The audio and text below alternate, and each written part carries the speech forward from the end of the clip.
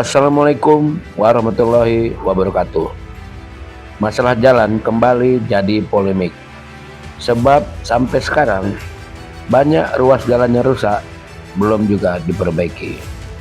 Seperti jalan Kampung Nangka yang ada di Kecamatan Secanggang. Karena itu masyarakat menuding Ondim, Bupati Langkat sebagai pembohong dan tukang bual. Itu masyarakat yang bilang. Padahal kalaulah bisa, tak mungkin jalan itu tidak diperbaiki. Jadi inti permasalahannya adalah karena masalah finansial atau dana, bukan karena mau atau tidak mau diperbaiki. Ironis ya, jalan yang rusak itu bukan hanya di Kecamatan Secanggang saja. Jalan Tengku Amir Hamzah, Kecamatan Binjai juga rusak parah. Jalan di Kecamatan Salapian dan Bohoro juga demikian. Jadi masyarakat di sana juga menginginkan agar jalan-jalan yang rusak itu bisa segera diperbaiki.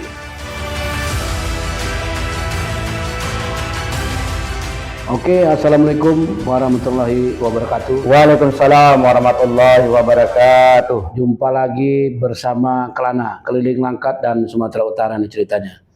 Hari ini kembali kita berbincang-bincang ya kan, dengan dua narasumber kita yang bisa dibilang udah tidak asing lagi nih, karena sudah beberapa kali. Di sini ada Pak Sutiman SIP, anak muda atau tokoh muda Langkat. Kemudian ada Pak Sapril SH, ini praktisi hukum kita yang tentu saja sudah sangat dikenal lah. Jadi banyak yang mau kita bahas, di antaranya masalah jalan, di mana jalan kembali jadi perhatian, terutama di beberapa ruas jalan yang ada di Kabupaten Langkat ini yang sampai saat ini belum juga diperbaiki. Perkembangan terakhir ada di Secanggang yang menimbulkan kekecewaan berat masyarakat di sana. Karena katanya Pak Bupati hanya janji-janji saja, ya kan? Bohong. Ini masyarakat yang bilang, Pak, bukan kita gitu. Kemudian ada kejadian di Tanjung Langkat. Masyarakat di sana pun tidak puas karena rupanya bukan di sini saja, di sana pun ada ruas jalan yang rusak, lama tidak diperbaiki, dan katanya pemerintah setempat pun cuma janji-janji aja. Terakhirnya masyarakat di sana memblokir jalan itu, melarang truk-truk, mobil-mobil lewat, paling hanya sepeda motor yang boleh. Ditaruh ban, ya kan, kayu-kayu, bunga-bunga, pohon-pohon segala macam lah, supaya kendaraan itu tidak bisa lewat sampai ke Bohoro. Ini kan tentu memalukan kita juga nih, menunjukkan ketidakberdayaan ataupun ketidakmampuan kita. Kemudian yang terbaru di Kecamatan Binjai, jalan rusak juga. Sebetulnya sudah pernah diperbaiki nih Pak ya, kalau tidak salah ya. 2 tahun atau 3 tahun yang lalu jalannya rusak parah, tapi biasanya cuma tambal sulam. Jadi setahun kemudian balik lagi. Nah kemarin ada kejadian di mana seorang wanita lah pengendara sepeda motor terpaksa menenggang nyawa karena menghindari lubang, terlindas truk pusu, Pak. Wah, bisa kita bayangkan kayak mana kalau misalnya anak kita, saudara kita, waduh. Jadi korban ini Dea Sania, umur 21 tahun, warga Gang Serimpi, Dusun 1, Desa Sambirjo, Kecamatan Binjai. Kejadian di tempat kejadian perkara di Jalan Tengku Amir Hamzah, Dusun 7, Desa Sendangrejo, Kecamatan Binjai, Kabupaten Langkat. Jadi korban ini seorang perempuan terere tewas di tempat gitu. Menyedihkan sekali. Jadi bersama dengan Pak Sapril dan Pak Sutiman ini kami mencoba lah sedikit membahas ya kan. Jadi bagi para netizen, bagi para penonton ya kan, yang mau ikut nimbrung memberikan komentar, kirim tanggapannya di kolom komentar. Jangan lupa juga di like ya kan, biar kita tetap semangat nih membuat bincang-bincang yang seperti ini yang tujuannya bukan untuk mengejek atau apa, tapi untuk menyebarluaskan informasi yang memang membantu kepentingan masyarakat. Jalan-jalannya rusak memang harus diperbaiki, bukan cuma dijanjikan saja. Oke, bulan depan kita perbaiki, sebelum lebaran pokoknya aman dah, masyarakat dah enak nanti lebaran. Ternyata sampai sekarang belum juga. Pertama kita bersama Pak Sapril dulu. Cemalah Pak, pandangan Bapak pertama Yang mana yang Bapak tangkap ini? Apa yang di Secanggang, yang sampai sekarang belum juga, apa yang di Kecamatan Binjai, Pak, yang baru saja menimbulkan korban jiwa itu, Pak. Silakan, Pak. Baik, terima kasih Pak Budi. Saya melihat apa yang kata Canggang itu saya pun pernah dengar. Saya kan pilih juga nih ke daerah mana. Tapi itulah, mohon maaf ini pemerintah Kabupaten Langkat, terutama Pak Bupati ini sebenarnya teman ini. Tapi kita nggak ngerti yang dijanjikannya itu apakah benar apa tidak kita nggak tahu. Tapi seharusnya setiap bupati kemana itu staf ahli itu betul-betul mencatat, bukan dia menganggar aku staf ahli bupati. Bukan begitu, harus mencatat apa kata bupati. Jadi nanti mengingatkan bupati. Ingatkan lagi ya. Itu kalau saya seperti itu maunya gitu loh. Tapi ini enggak, saya lihat staf bupati itu hanya datang jalan ketawa dah. Tapi apa yang diminta sama masyarakat tidak ada tertulis. Mungkin itu, mungkin. Kenapa? Nah, bisa tertinggal itu janji bupati. Malu bupati kalau gitu. Ini siapa salah? Staf, carilah staf yang betul-betul staf ahli, bukan ahli ketawa, cakap-cakap. Iya betul. Nah, saya pun nggak suka seperti itu. Nah, gitu juga yang di angkat dulu ya. Angkat dulu, Pak. Angkat dulu seperti itu. Dulu udah pernah juga itu. Iya. Nah, diblokir jalan, tanam pisang segala macam, ya kan? Nah, makanya kita itulah kadang-kadang katanya sekarang itu efisiensi anggaran. Tapi efisiensi yang mana perlu kita lihat? Kalau yang hoga-hoga itu yang di sana udahlah, gak usah dulu. Janji kita ini adalah utang sama masyarakat. Ya, realisasikan dulu kan, Pak. Realisasikan dulu, tak. Tidak bisa semua, ya separuh lah dulu. Kan itu persoalannya. Nanti separuh lagi kita memang anggaran kita belum ada, nanti tahun depan kita buat lagi. Kan itu dia persoalannya. Inilah kadang-kadang saya melihat nanti saya bilang salah lagi staf ahli apa segala macam, saya susah juga mikirnya. Jadi yang katanya sebentar kau nggak jadi staf ahlinya kau mau kayak itu kan. Aku sampai sekarang sudah 2 periode, waktu zaman Cana, waktu zaman ini. Aku nggak ada apa-apa kok di sini, nggak ada minta proyek, nggak ada minta apa-apa. Aku cuma minta bagaimana kesejahteraan masyarakat yang aku bina. Contohnya aku bina itu, aku kepinginnya bola kaki itu sama aku semua macam dulu. Dulu kenapa bisa? Itu jam Samsul. Iya. Ya kan? Sampai melang-lang buana ke Jakarta, ke Jawa, ya kan? Nah, sekarang kenapa? Mati. Kenapa? Karena askapnya persepak bolaan di Langkat itu tidak bergerak. Taunya ada duit dulu. Bukan persoalan duit ini. Bukan persoalan duit. Kita bina aja dulu. Nanti macam mana caranya? Kita minta, mohon. Tolonglah dananya. Nanti kalau kita bilang, dana apa yang nggak bisa dipakai? Saya mau tahu dulu. Dana apa yang nggak bisa dipakai untuk olahraga?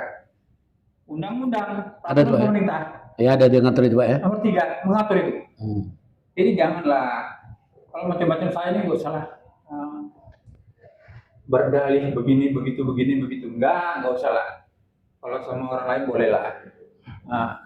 Karena situasi kondisinya ini tanggung jawab pemerintah daerah yang mempunyai prestasi anak-anak kita, dan sekolahnya harus punya prestasi, dan segala lini harus punya prestasi. Walaupun anggaran dulu nggak sampai sekian triliun, nggak sampai 2, sekian. Dulu zaman Samsul pertama 700, 1,2, 1,5. Kenapa bisa punya prestasi? Apa sekarang gitu loh. Nah, itu dia. Jadi makanya saya kayak gini tuh terlalu berpikir panjang, kadang-kadang sakit juga Iya. Kita ikut mikirkan itu ya, Pak. Iya, tapi tidak pernah digubris itu. Iya, padahal kita cuma masyarakat biasa. Iya, tapi nanti dibilang Pendapat kita pun kadang-kadang nggak diapain. Kadang-kadang dibilangnya efisiensi anggaran. Efisiensi. Kita bandingkan zaman Samsul itu berapa miliar ya? Cuma 1,7 terakhir sangat salah. Saya masih di DPR. Waktu zaman Mengesa itu juga bisa kan? Kenapa tidak? Ini persoalan mau tidaknya ini. Iya, betul. Persoalan. Terus masalah yang meninggal di Sinangrejo. Inilah kadang-kadang mohon maaf ini PUPR apa PU yang menangani jalan itu, janganlah siram tanah pasir itu aja Cak. Itu bolak balik nggak ada yang beres. Saya kalau nanti jujur saya minta ke bupati laporkan aja ke jaksa itu, periksa itu selesai. Tambal sulam ya Pak. Iya, tambah sulam tapi tidak tepat. Jadi setahun nanti udah ini lagi. Kadang-kadang Sabtunya itu timbul aja gitu. Asalnya. Mau rata mau enggak terserah aja. Ini yang kadang-kadang kita kacau. Kalau saya ya bukan sombong lah. Untuk apa kita cari kekayaan sebagai pemimpin negara atau pejabat ya kan Pak? Pejabat. Cari kekayaan dari luar. Kalau kita mau jadi kaya, jadi pengusaha. Iya. Yang jadi pejabat. Nah, itu dia. Kemudian segi-segi hukumnya ada tuh ya? Ada. Ya kan? Coba. Nah, dia Pak Siman lo. Nah, Jadi terkait dengan kecelakaan Yang menyebabkan orang lain meninggal dunia, ya. kan gitu. Jadi Pak Budi, terima kasih banyak. Saya diberikan sebuah kesempatan untuk menanggapi dan mensikapi di Sendang Rejo, ya. Kecamatan Binjai itu ya. Kecamatan Binjai. Jadi sesuai dengan Undang-Undang Nomor 22 Tahun 2009 ayat 3, ketentuan rambu peringatan pasal 273 ayat 4, apabila penyelenggara jalan tidak segera memperbaiki jalan dan tidak memberi tanda atau rambu seperti yang diwajibkan pasal 24 ayat 2, mereka dapat dipidana dengan penjara paling lama 6 bulan, denda paling banyak Rp1.500.000. Poin penting dalam praktek hukum dalam menangani kasus seperti ini, pembuktian biasanya berfokus pada unsur kelalaian atau dikatakan kulpa. Oke. Penyelenggaraan jalan, pihak yang bertanggung jawab bisa berbeda-beda tergantung status jalannya. Contoh, jalan nasional itu Kementerian PUPR, jalan provinsi itu pemerintah provinsi, jalan kabupaten kota itu pemerintah kabupaten dan pemerintah kota, kan seperti itu. Jalan desa, pemerintah desa.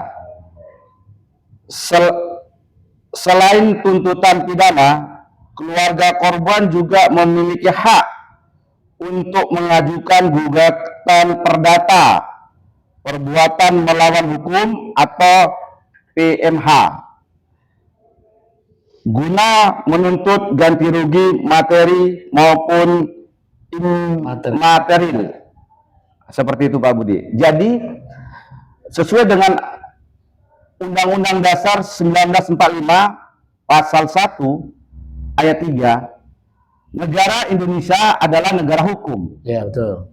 Pasal 28I Ayat 4, perlindungan, pemajuan, penegakan, dan pemenuhan hak asasi manusia adalah tanggung jawab negara, terutama di pemerintah daerah yang sudah terjadi kecelakaan mengakibatkan orang lain meninggal dunia, khususnya di Sendangrejo, Kecamatan Binjai. Itu tanggung jawab secara undang-undang, yaitu pemerintah daerah, yaitu pemerintah Kabupaten Langkat. Bupati loh ya. Terkait dengan bupati harus bertanggung jawab. Jangan dibiarkan. Ini namanya kan kesannya ada pembiaran. Gimana PUTR-nya? Gimana dinas perhubungannya? Gitu. Dinas perhubungan sesuai dengan apanya? Marka-marka jalan. Marka-marka jalan, rambu-rambu, Awas jalan berlobang. awas jalan berlobang. Harus ada tanda-tandanya, rambu-rambunya. kita jalan lubang itu sampai 1.000. Iya. Tanda 1.000 loh.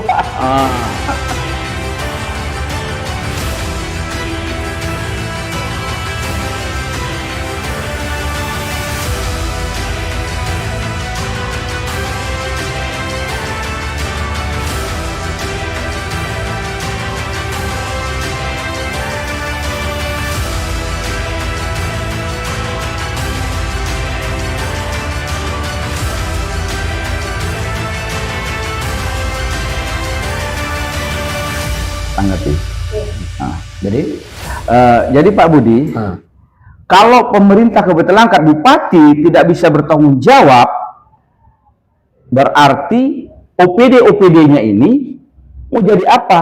Yalah. Terkait dengan OPD Dinas PUTR Kabupaten Langkat. Kalau tidak mampu, mundurkan diri dong. Begitu juga Dinas Perhubungan, kepala dinasnya. Kalau nggak mampu, mundurkan diri.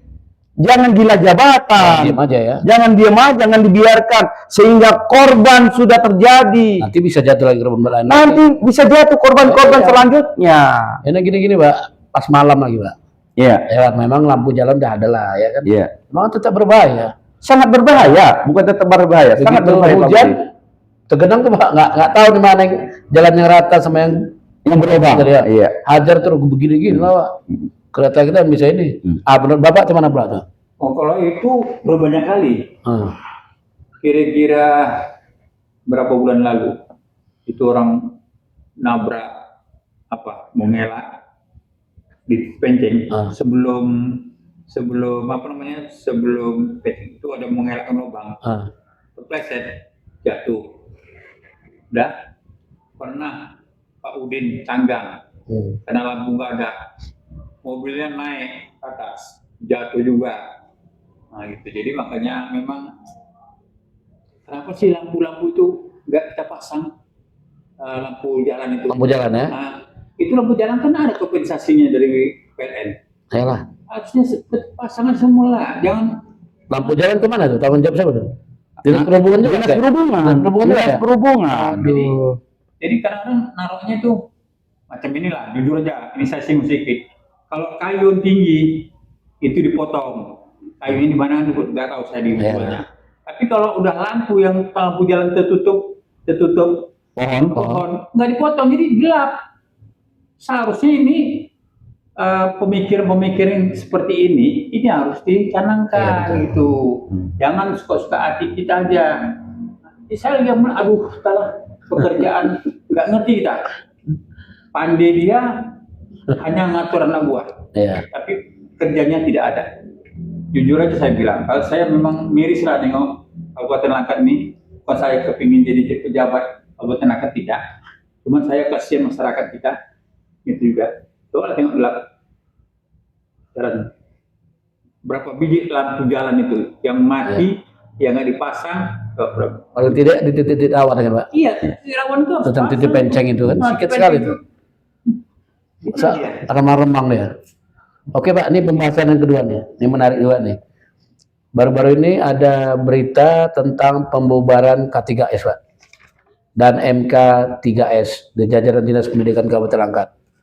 Sayangnya kan, kepala dinasnya kita hubungi tak pernah hidup api. Kemudian seperti kebiasaan juga, ini kita sampai erlan ya kan. 2 bulan sekali, 3 bulan sekali ganti nomor. Jadi kan susah kita. Akhirnya terkejut nih. Kenapa dibubarkan? Karena baru-baru ini ada riak-riak itu kan, Pak. Masalah apa tuh? Pengadaan kertas ujian yang bisa dibilang bermasalah lah, yang kontroversial. Nah, tapi terlepas dari itu kok tiba-tiba dibubarkan? Atau ada regulasi-regulasinya enggak? Oke, selanjutnya ada kabar yang mengejutkan dari Dinas Pendidikan Kabupaten Langkat. K3S dan MK3S tiba-tiba dibubarkan. Ada apa ini? Jadi Pak Budi, terkait dengan K3S itu kan kelompok kerja kepala sekolah. Ya. Sebuah organisasi profesional kepala sekolah untuk berbagi pengalaman dan meningkatkan kualitas pendidikan.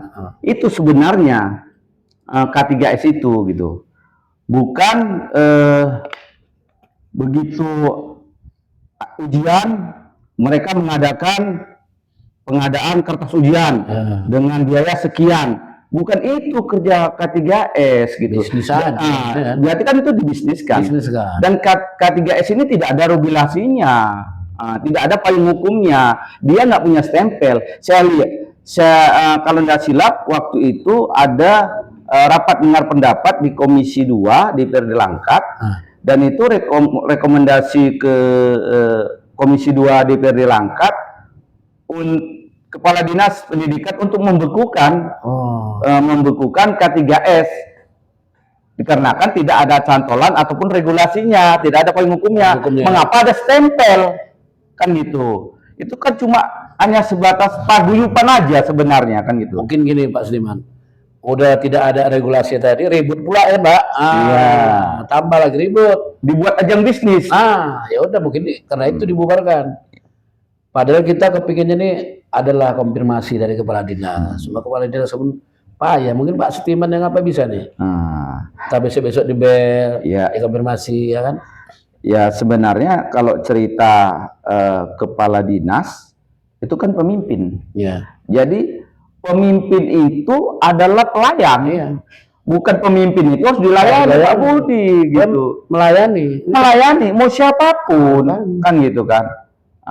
Apalagi kalau sudah di telepon udah susah dikomunikasikan, susah silaturahmi. Bagaimana mau maju pendidikan di Kabupaten Langkat? Mohon maaf, Betul. hanya mimpi yang ada memajukan Kabupaten Langkat.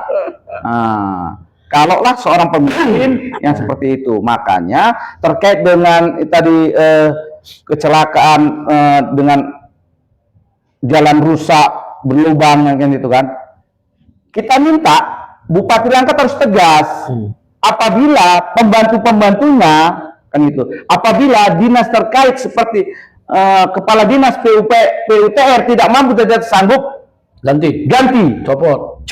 Iya. Begitu juga kepala dinas perhubungan nggak mampu, nggak sanggup, ganti, copot. Seperti begitu juga dinas pendidikan baru ya seharusnya Harus ada perubahan. Ini mungkin yang mau dibuatnya nih perubahan ini. Bagus. Ya kan dibubarkan, nggak perlu lagi ada ini, nggak perlu lagi ada bisnis. Iya. Jadi nggak banyak mencong orang itu Iya. mungkin. Jadi menurut Bapak K3S ini Pak, Gini ya. ada pendapat lain? Kenapa kita selalu di dinas itu ribut yang begini, yang begini, yang begitu ya, macam lah. Saya pernah waktu ulang tahun KNPI ya, saya tanya siapa yang bisa jawab pertanyaan saya. Aku kasih waktu itu saya mesti buka pabrik sepatu. Saya kasih sepatu satu pasang, kami bisa jawab. Apa pertanyaan tuh Pak Cabril? Saya bilang gini pertanyaannya, dari 6 anak sekolah yang tamat SMA atau yang SMA, saya sebutkan coba ada berapa kecamatan di Kabupaten Langkat dan ada berapa bupati yang telah jadi bupati di sini. Gak ada yang tahu. Gak ada yang tahu.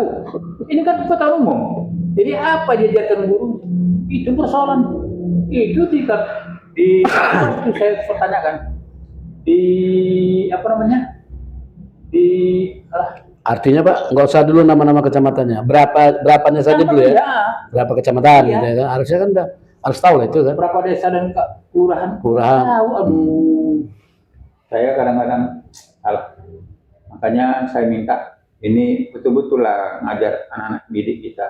Ini anak generasi bangsa yang perlu kita bina, yang perlu kita sukseskan dia untuk memimpin negara kita ini, daerah kita ini, kecamatan, kabupaten kita ini. Kalau saya itu nggak ada lagi untuk pemimpin-pemimpin. Saya usianya udah lanjut. Iya lah. Ya untuk apa lagi ya kan?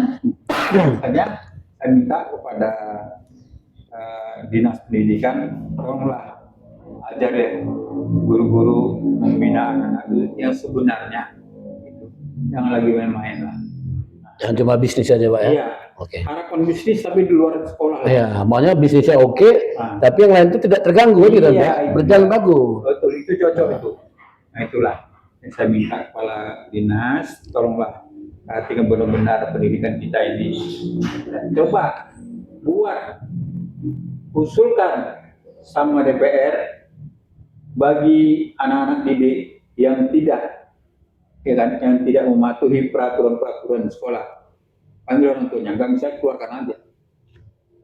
Sekarang kan banyak suka-suka di didik kan? Iya. Kenapa di? Karena katanya sekarang pun nggak boleh tinggal kelas kalau nggak salah. Boleh? Gimana ya? Iya. Berarti nggak berhasil salah satu sekolah tersebut. Ya kalau ada target. Iya. kalau dia bodoh masa mau naik aja? Kan? Iya nggak mungkin lah. sesuaikan aja lah hasil pemikiran dia, hasil kepintaran dia gitu loh.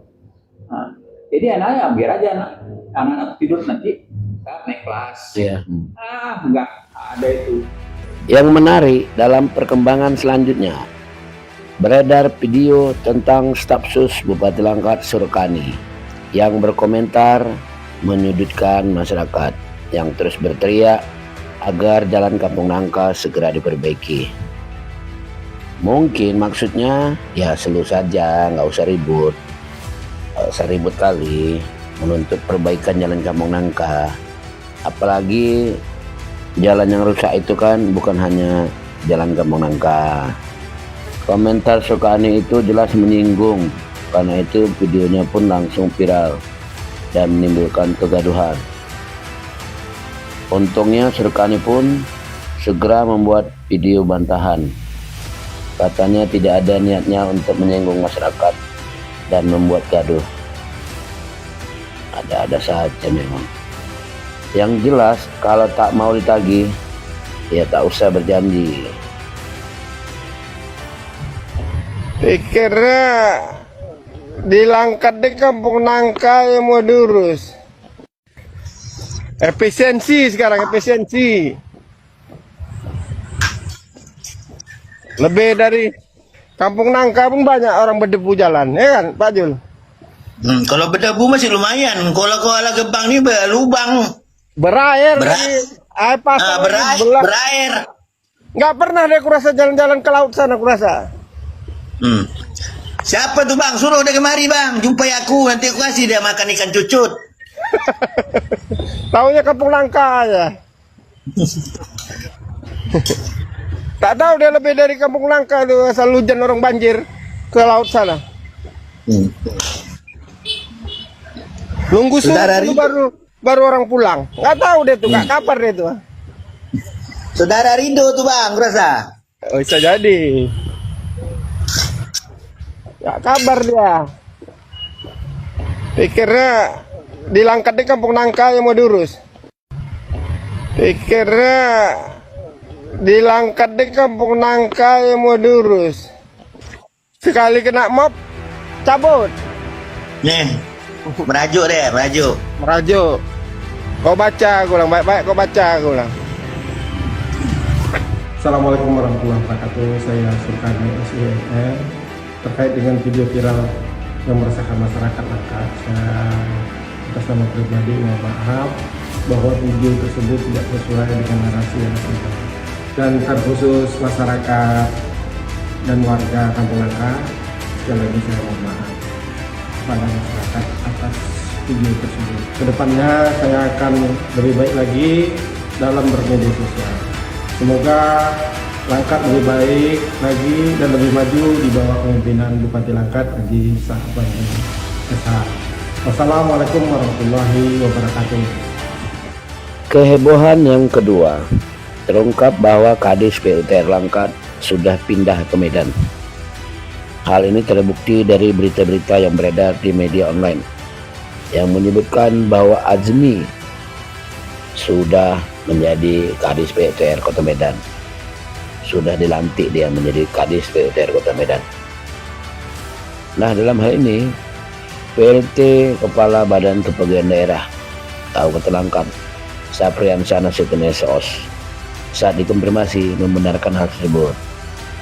Ya benar bang, sudah dilantik jadi Kadis PUTR. Ya benar bang, sudah dilantik jadi Kadis PUTR Medan, jawabnya. Yang jadi pertanyaan, kenapa lah dia pindah? Bukankah tugas dan tanggung jawabnya belum selesai di Kabupaten Langkat?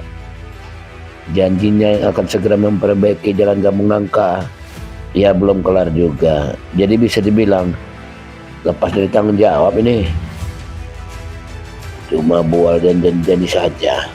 Menggelikan.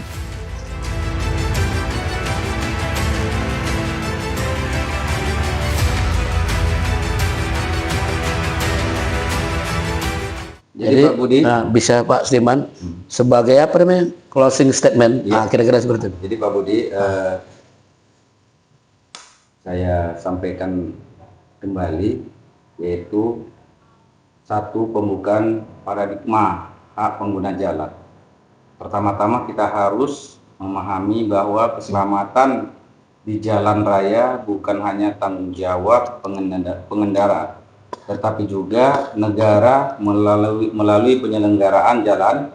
Pasal 24 Undang-Undang Nomor 22 Tahun 2009 dalam kurung Undang-Undang LLAJ secara eksplisit memberikan mandat bahwa jalan yang rusak wajib segera diperbaiki demi mencegah kecelakaan. 2. Klasifikasi delik kelalaian pasal 273 Undang-Undang LLAJ, penyelenggara jalan yang membiarkan kerusakan tanpa penanganan dapat terseret ke ranah pidana. Sanksinya bersifat progresif sesuai dampak dan ditimbulkan kepada masyarakat, fatalitas atau korban jiwa. Jika kelalaian mengakibatkan kematian, ancaman pidana mencapai 5 tahun Pak Budi, penjara atau denda maksimal 120 juta. Luka berat, ancaman 1 tahun penjara atau denda 24 juta. Luka ringan atau kerusakan material, ancaman 6 bulan penjara atau denda 12 juta. 3. Kewajiban preventif, tanda peringatan. Jika perbaikan belum bisa dilakukan saat itu juga karena kendala teknis atau anggaran, penyelenggara wajib memasang tanda atau rambu.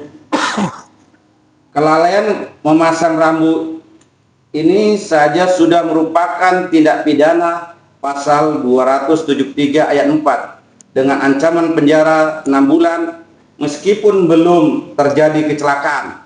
Poin 4, menentukan siapa yang bertanggung jawab. Sebagai praktisi, kita harus jeli melihat status jalan agar tidak salah alamat dalam melakukan tuntutan atau somasi. Jalan nasional tanggung jawab berada di bawah Kementerian PUPR. Jalan provinsi tanggung jawab gubernur. Dinas atau Dinas Bina Marga PUPR provinsi. Jalan kabupaten kota tanggung jawab bupati, wali kota. Jalan desa tanggung jawab pemerintah desa. 5. Langkah hukum bagi masyarakat korban. Selain jalur pidana yang diproses melalui kepolisian, pihak keluarga korban juga dapat menempuh jalur gugatan perdata pembuatan melawan hukum atau PMH berdasarkan pasal 1365 KUHP Perdata untuk menuntut ganti rugi material maupun imaterial atas hilangnya nyawa atau produktivitas korban. Jadi Pak Budi, closing statementnya, jalan raya yang layak bukan fasilitas opsional, melainkan hak asasi pengguna jalan yang dilindungi undang-undang. Membiarkan lubang di jalan tanpa tanda peringatan adalah bentuk pembiaran yang memiliki konsekuensinya hukum serius. Itu Pak Budi. Ya. Terima kasih. Saya kembalikan. Jadi kira-kira harapan kita nih ya kan, semoga kita sampaikan ini didengar oleh pihak-pihak terkait ya kan. Insyaallah. Terutama oleh pemerintah Kabupaten Langkat seperti bupati ya kan, kepala dinas PUPR, kepala dinas perhubungan, apa lagi? Pendidikan. Nah, kepala dinas pendidikan tadi, ya kan. Jadi ya semoga tayangan kita ini bermanfaat. Jadi kepada para netizen semua, jangan lupa lah di-share, disebarluaskan ya kan, kepada seluruh keluarga lah, masyarakat, rekan sejawat dan lain sebagainya. Kemudian di-subscribe.